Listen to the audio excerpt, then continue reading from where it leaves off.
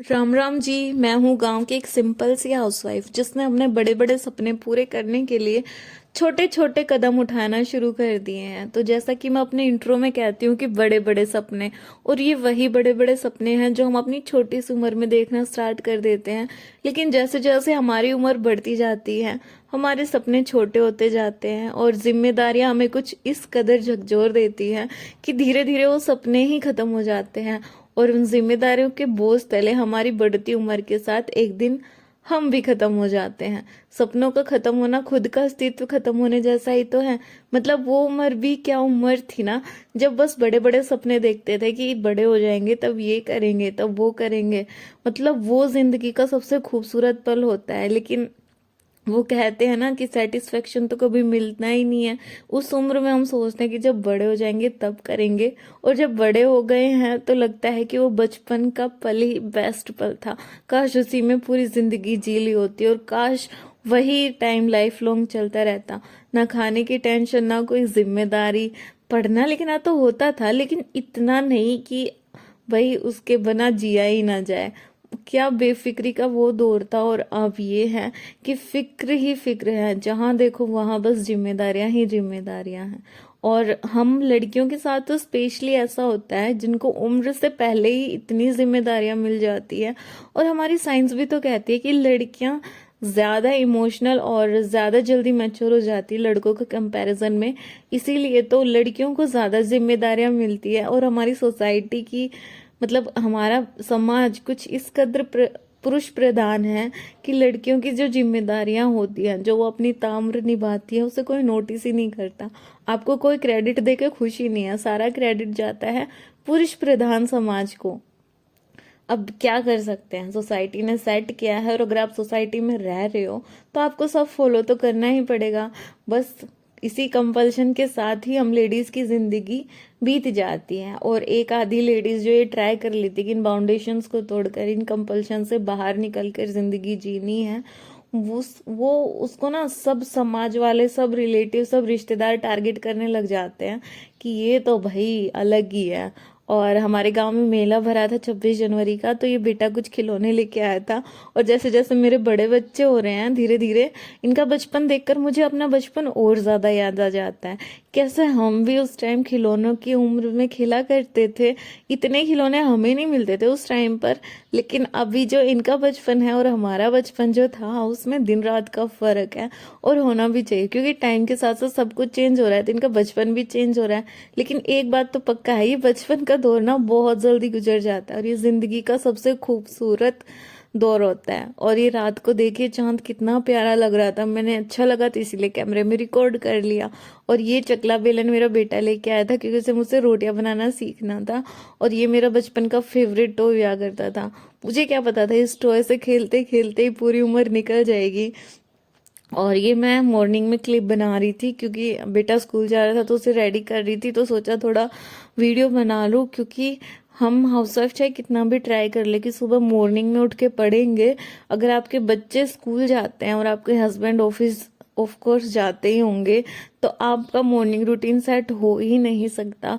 क्योंकि सुबह ना वो इतनी जल्दी रहती है इनको रेडी करके स्कूल भेजने की, इतनी ज्यादा काम होता है कि आप सुबह का टाइम मैनेज ही नहीं कर सकते। और अभी जैसे मैं लेट नाइट तक पढ़ाई करती हूँ तो मुझसे अर्ली मॉर्निंग नहीं उठा जाता। बस इन्हीं के इर्द गिर्द ही सुबह निकल जाती है। और इनके घर जाने के बाद घर इतना बिखरा हुआ होता है कि उसे समेटने में ही मेरा पूरा टाइम निकल जाता है। और बच्ची अभी छोटी है तो उसके पीछे पीछे घूमने में ही निकल जाता है। लेकिन मैं मैनेज कर रही हूँ धीरे धीरे, एक दिन तो मैनेज हो ही जाएगा सब कुछ। बेटी जब बड़ी हो जाएगी तो मेरे को थोड़ा एक्स्ट्रा टाइम मिल जाएगा पढ़ने के लिए। क्योंकि जब मैं अपने पीछे वाली लाइफ देखती हूँ तो मैंने बहुत ज़्यादा टाइम वेस्ट कर दिया है। जिस टाइम मेरी बेटी पैदा नहीं हुई थी उस टाइम मैंने बहुत टाइम वेस्ट किया है।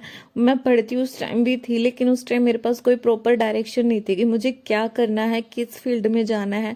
और अब जब डायरेक्शन मिली है तो टाइम नहीं है। लेकिन वो कहते हैं ना कि कंटिन्यूटी से तो बड़ी बड़ी जंग जीती जा सकती है। तो बस इसी उम्मीद के साथ मैं अपनी कंटिन्यूटी बनाए रखती हूँ कि एक ना एक दिन तो सफलता जरूर मिलेगी।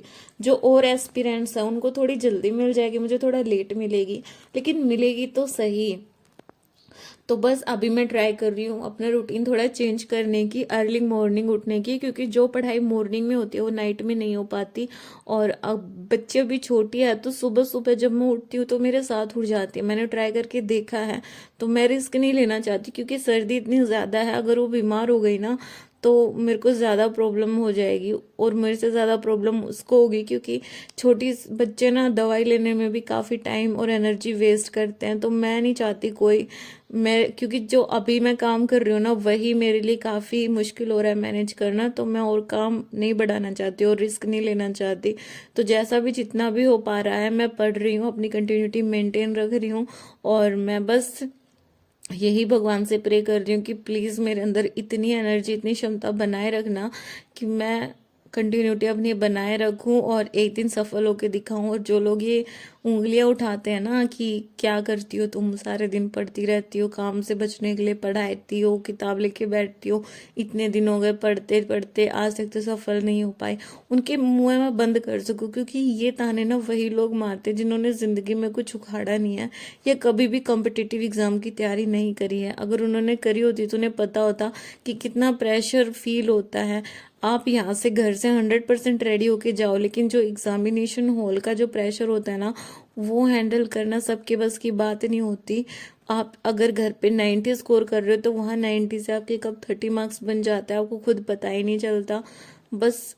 लेकिन वो कहते हैं ना, हम किसी का मुंह बंद नहीं कर सकते हैं तो अपने मन की। तो मैंने सोचा है कि अपने कर्मों से लोगों का मुंह बंद करना है, ना कि अपनी जबान खराब करनी है। तो बच्चे को स्कूल भेज के घर का सारा काम निपटा के मैं बैठ चुकी थी अपना लैपटॉप ऑन करके, क्योंकि मैं DSSB की प्रिपरेशन कर रही हूँ। तो उसमें टाइपिंग स्पीड मांग रखी है और मेरी टाइपिंग स्पीड बिल्कुल ज़ीरो है।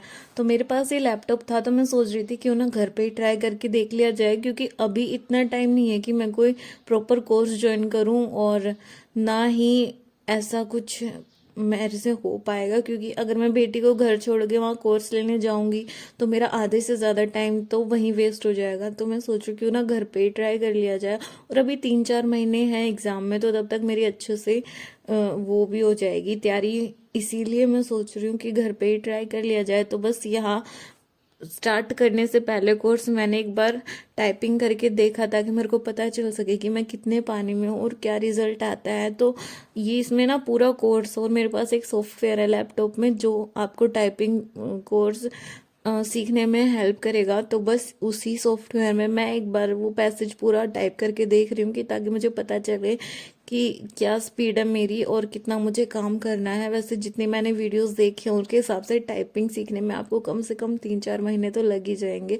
और ये था रिजल्ट। मेरी स्पीड आई थी 11 वर्ड पर मिनट, लेकिन एग्ज़ाम के हिसाब से मेरे को 35 चाहिए। धीरे धीरे अगर मैं 1-1.5 घंटा भी इसको दूंगी तो मेरी स्पीड मुझे लगता है बन जाएगी एग्ज़ाम तक। और यहाँ मैंने प्रॉपर कोर्स लेसन 1 से स्टार्ट कर दिया गया है। इसमें आपको सबसे पहले फिंगर्स टच करके रखना था कि कौन से लेटर कौन से फिंगर से अटैच होता है, और धीरे धीरे मैं सीख जाऊंगी।